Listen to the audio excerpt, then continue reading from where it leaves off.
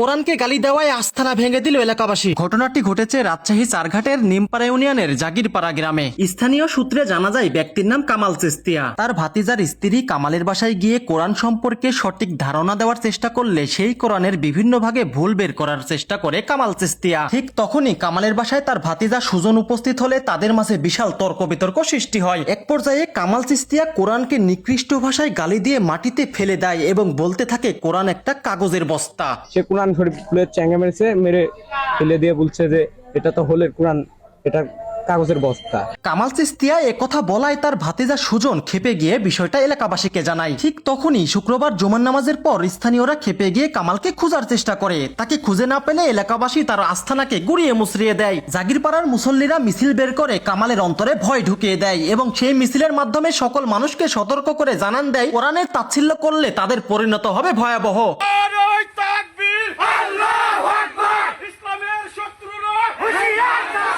কামাল একজন পীরের অনুসারী। সে বিভিন্ন সময় ইসলামের বিরুদ্ধে কথা বলতো, যার কারণে কামালের বিরুদ্ধে চারঘাট থানাতে অভিযোগও করেছে এলাকাবাসী। এই ঘটনা শোনার পরে আমরা ওসি স্যারের কাছে যাই, যার পরে ওসি স্যার আমাদেরকে সময় দেয় যে আমি ওকে আমার সিপাহী দ্বারা ডাইকি একটু বোঝা সোজা সংশোধন করব। কামাল তার সীমা অতিক্রম করেছে বলে কয়েকটা গ্রামের মানুষ তার আস্থানা ভেঙে দিয়েছে বলে জানান স্থানীয়রা।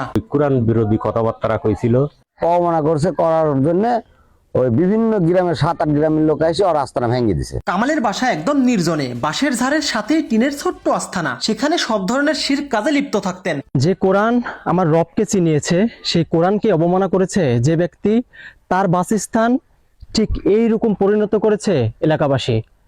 আমার কোরআনকে, আমার ইসলামকে যে অবমাননা করবে তার পরিণতই হবে সবচেয়ে ভয়াবহ। রাজশাহী থেকে ফাজলে রাব্বি।